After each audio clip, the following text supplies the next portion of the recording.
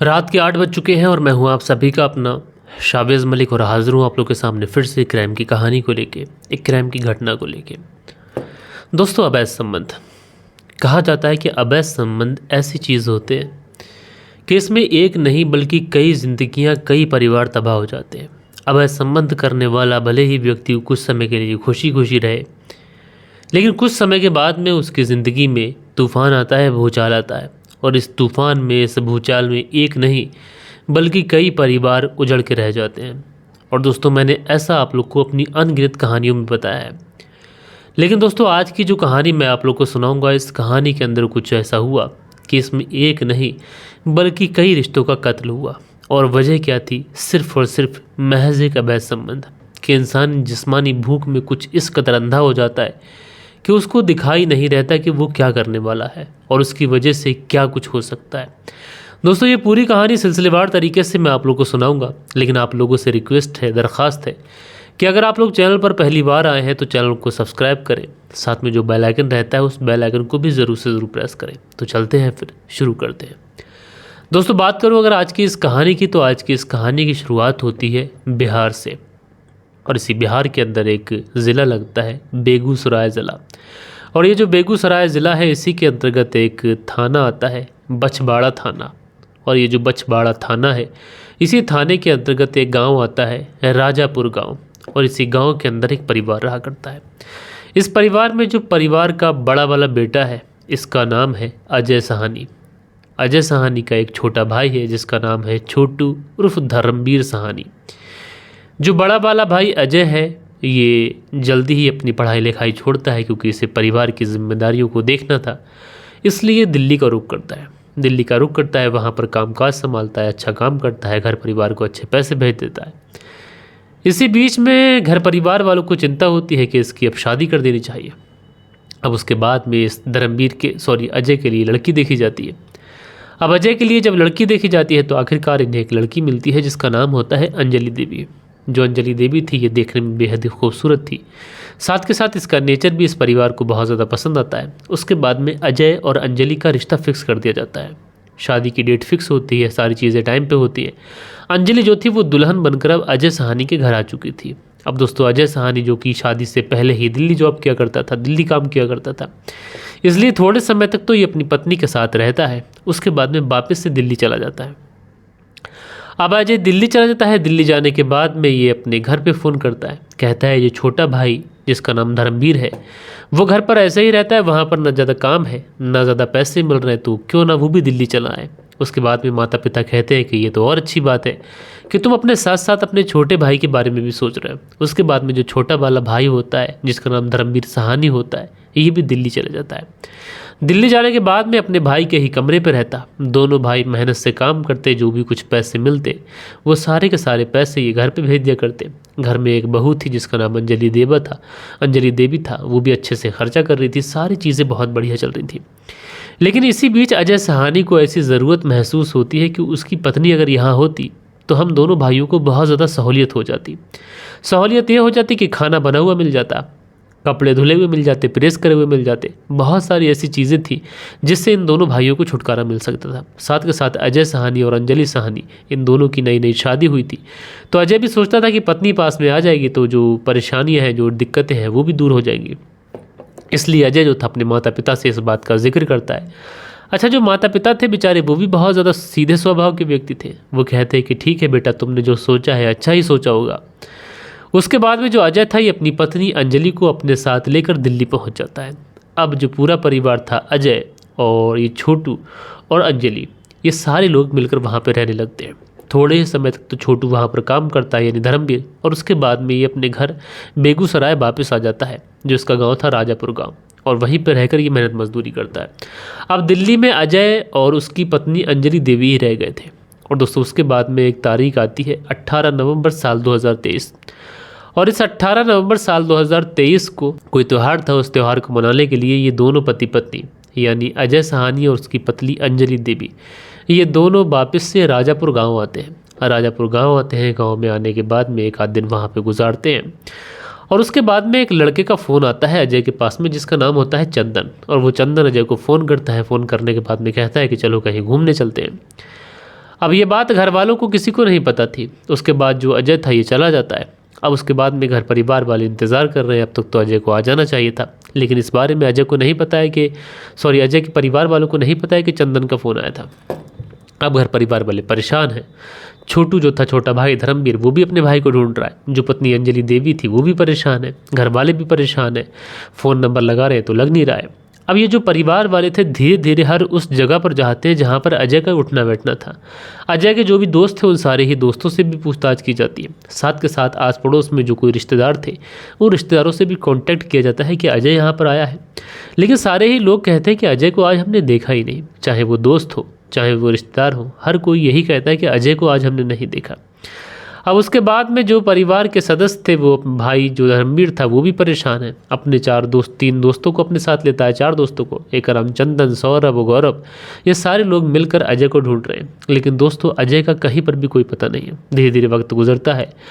अब चूँकि मामला जो था वो 18 तारीख का था, अब उसके बाद में 19 तारीख आ जाती है। 19 तारीख आते आते इस अजय सहानी का कहीं पर भी कोई पता नहीं चल रहा है। अब जो घर परिवार वाले होते हैं ये फैसला करते हैं कि बछवाड़ा थाने जाएंगे और वहाँ पे जाने के बाद में अजय सहानी की मिसिंग कंप्लेंट दर्ज कराएंगे। दोस्तों ऐसा ही होता है, ये परिवार के तमाम लोग इकट्ठे होते हैं। इकट्ठे होने के बाद में सीधा बछवाड़ा थाने पहुँचते हैं एंड थाने पहुँचने के बाद में ये मिसिंग कंप्लेंट दर्ज कराते हैं अजय सहानी की। अब पुलिस वाले जो थे वो मिसिंग कंप्लेंट दर्ज करते हैं। दर्ज करने के बाद में परिवार वालों से पूछते हैं कि तुम्हारी किसी से कोई दुश्मनी है, किसी से कोई रंजिश, या फिर हाल फिलहाल में अजय का किसी से कोई झगड़ा हुआ हो। तो परिवार वाले लोग कहते हैं कि साहब हम तो बहुत ज़्यादा गरीब आदमी हैं और हमारा किसी से भला क्या झगड़ा होगा। हमारा ना किसी से लेना एक ना देना दो। हमारे दोनों बच्चे जो हैं वो दिल्ली में काम करते थे। हालांकि जो पहले वाला जो हमारा बेटा था, छोटा वाला बेटा धर्मवीर, वो बहुत पहले आ गया था। लेकिन जो अब जो बेटा आया था अजय, ये अपनी पत्नी अंजलि के साथ आया था। उसके बाद में इसके फ़ोन पे एक फ़ोन आता है और उसके बाद में ये कहाँ चला जाता है हमें कुछ पता नहीं।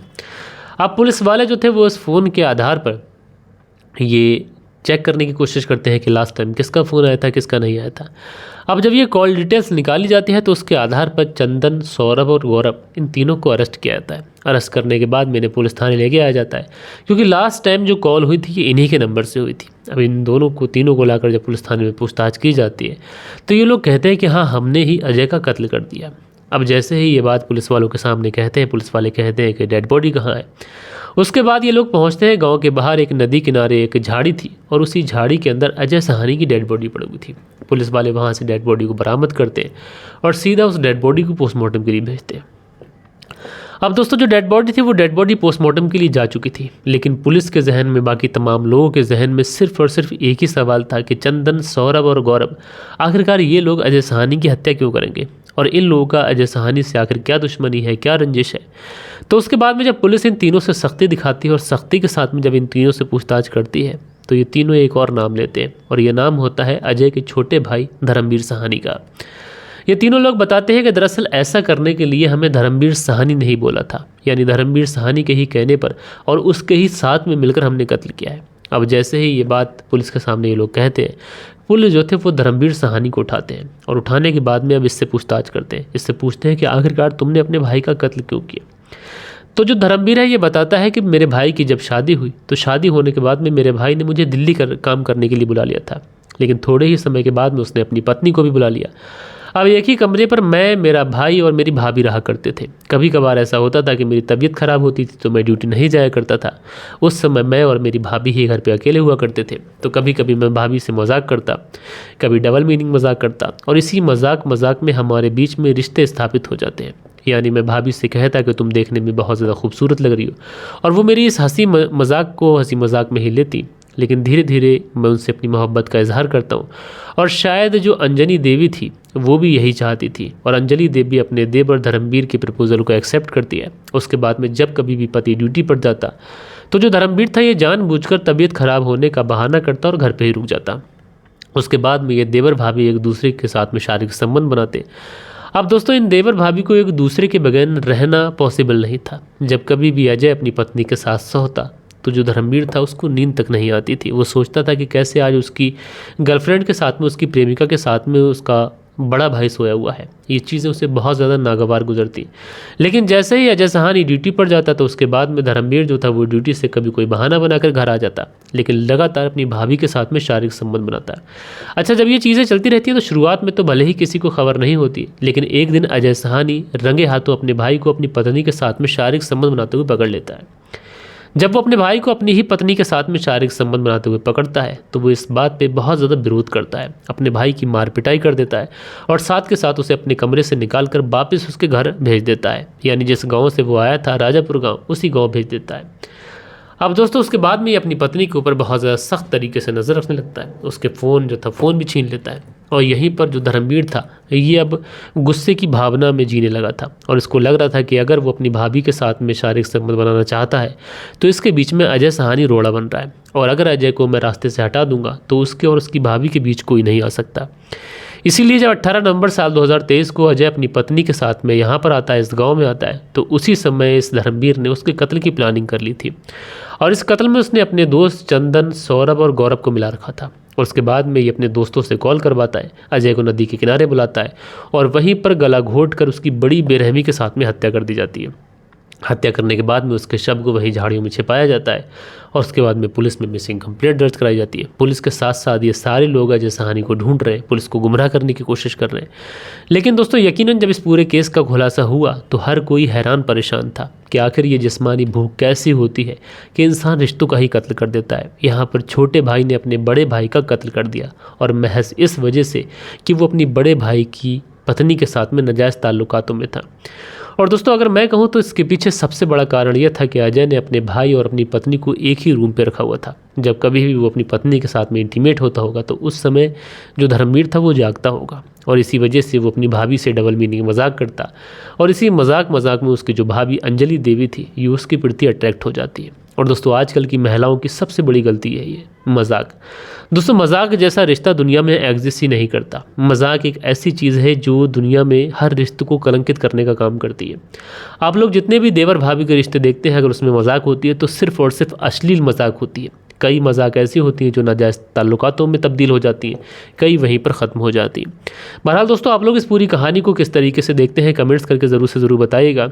कल के दिन आप लोगों के कुछ प्यारे प्यारे कमेंट्स भी थे, वक्त होता है कि आप लोगों के कमेंट्स पढ़ लिए जाएं। सो दोस्तों कल के दिन जो आप लोगों ने कमेंट्स किए थे इसमें इरशाद खान जी का प्यारा सा कमेंट्स आया और ये कहते हैं केमिकल का नाम नहीं लिया करो, इससे लोगों को आइडिया मिल सकता है। तो केमिकल का नाम मैंने नहीं लिया था, महज इतना बताया था कि वो किस काम में आता है, लेकिन आइडिया तो लोग लेते हैं। आप लोग देखते हैं बहुत सारे लोग दृश्यम मूवी को देख के कत्ल करते हैं, लेकिन आप उसके बाद का नहीं देखते कि उन लोगों के साथ में क्या होता है। नारायण कुमार लिखते हैं कहानी बढ़िया है, शुक्रिया मेरे भाई। प्रियंका सिंह लिखते हैं अच्छी लगी कहानी भैया। प्रियंका सिंह जी शुक्रिया। मंसूरी भाईजान लिखते हैं गुड जॉब। उसके बाद में करण रावत जी कमेंट्स करते हैं, सचिन चौधरी जी प्यारा सा कमेंट्स करते हैं, धीरज सिंह जी कमेंट्स करते हैं, मंसूरी भाईजान जी कमेंट्स करते हैं। शील निधि जी लिखते हैं कहानी देर से सुनाई आपने जबकि लोकल स्टोरी थी। साविज भाई जी बहुत बहुत शुक्रिया आपका। मंसूरी भाईजान लिखते हैं मलिक साहब सलाम वालेकुम, हाँ आपके कहानी को सऊदी अरब से सुनते हैं भाई, आपकी कहानी सुनाने का अंदाज़ बहुत अच्छा है। तो मेरे भाई शुक्रिया। शील निधि है लिखते हैं सभी चैनल को फ्रेंड से निवेदन है कि कमेंट करें ना करें पर लाइक का बटन ज़रूर दबाया करें। बहुत बहुत शुक्रिया आपका। खान अकील है लिखते हैं अस्सलाम वालेकुम शाविज भाई, मेरे डिस्ट्रिक्ट की कहानी है, शुक्रिया आपका आपने बताया। मोहम्मद अब्दुल इम्तियाज़ हैं लिखते हैं अस्सलाम वालेकुम शाविज भाई, कहानी बहुत अच्छी है और आपका अंदाज़ बहुत प्यारा है, कोशिश करिए कि स्टोरी के साथ साथ फ़ोटोज़ दिखाने की कृपा करिए। तो जो दूसरा चैनल है उसमें मैं फ़ोटोग्राफ्स लगाता हूँ। अरीशा जी हैं लिखते हैं अस्सलाम वालेकुम रहमतुल्लाहि व बरकातहू, अल्लाह पाक आपको खूब तरक्की दे। तो अरीशा जी शुक्रिया। शाहबुद्दीन जी प्यारा सा कमेंट्स करते हैं। मनदीप वर्मा की पत्नी प्रादीप वर्मा जी जलंधर पंजाब से कमेंट्स करती हैं, शुक्रिया। प्रियंका सिंह लिखती हैं भाई कहानी नहीं सुन पाई थी लेकिन आपसे कहानी सुनूंगी भी और शेयर भी करूंगी। मोसैब अंसारी लिखते हैं नाइस स्टोरी मलिक भाई, मोबाइल ख़राब हुआ कमेंट्स नहीं कर पाया, कोई बात नहीं मेरे भाई, आप आए वापस, आपका शुक्रिया। सैयद आदिल हैं लिखते हैं अस्सलाम वालेकुम भाई, तो सैयद आदिल जी शुक्रिया। सुल्त्यागी हैं लिखते हैं नमस्कार मलिक भाई साहब, रेणु सुल्त्यागी शाहनवाज शहर से, तो बहुत बहुत शुक्रिया। मीना है लिखती हैं हेलो। उसके बाद में रहमत अंसारी हैं लिखते हैं मैं रहमत अंसारी गुरुग्राम से सुन रहा हूँ आपकी कहानी, बहुत बहुत शुक्रिया। सूरज कुमार हैं लिखते हैं I love you so much, तो सूरज कुमार जी शुक्रिया। उसके बाद में अनवार अहमद लिखते हैं मरा हुआ रिंकू सिंह जिंदा कैसे हो गया, तो शुक्रिया आपका। उसके बाद में बालिश बिहारी हैं लिखते हैं मलिक साहब जी नमस्कार, आपने हवस के चलते दूसरों को कत्ल कर देता है और ऐसा लगता है कि इनके साथ में क्या ही हो और भगवान भी इन लोगों को माफ़ नहीं करेगा। अंसारी सुहेल जी कमेंट्स करते हैं। खेमराज भट्टी हैं लिखते हैं नाइस स्टोरी सर जी, राम राम। खेमराज गुज्जर छिट्टी जीपी नगर यूपी 16 से सुनते हैं। अलबफ़ा हैं लिखते हैं डेली तू अपनी परेशानी बताता है। तो अलबफ़ा जी, अगर आप हमारी कहानी सुनते हैं और आप हमारी परेशानी को सुनते हैं तो उसमें हर्ज क्या है। मैं आपसे कहता हूँ कि आप भी बताएं, आप भी कोशिश किया करें। उसके बाद में लोफ़ी सॉन्ग लिखते हैं, तेरे बस की नहीं है बनेगा तू अपनी जात का ही नाम लेता है। पता नहीं भाई क्या कहना चाहते हैं। रहमत अंसारी जी प्यारा सा कमेंट्स करते हैं। सो दोस्तों, कुछ प्यारे प्यारे कमेंट्स थे जो कल के दिन आप लोगों ने किए थे। आशा करता हूँ कि आज की जो कहानी है ये आप लोग को पसंद आई होगी। कहानी पसंद आई हो तो एक लाइक करिएगा, दोस्तों और मित्रों के साथ में ज़रूर शेयर करिएगा। बाकी दोस्तों, मिलते हैं कल के दिन किसी और स्टोरी के साथ में। जब तक के लिए अपना ख्याल रखें, देश का ख्याल रखें, परिवार के रिश्तों की अहमियत को समझें। जय हिंद, जय भारत।